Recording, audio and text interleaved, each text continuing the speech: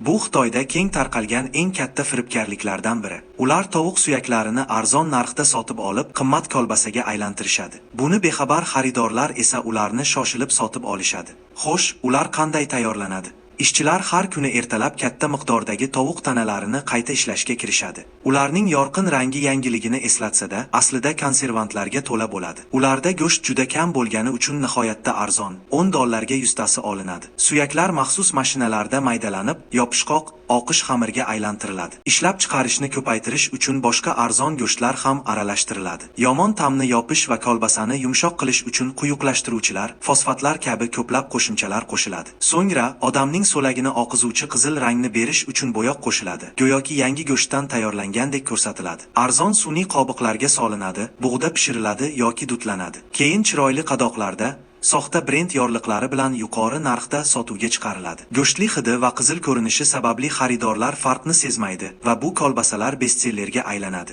Siz yashaydigan joyda kolbasa qanday tayyorlanadi? Fikringiz qiziq.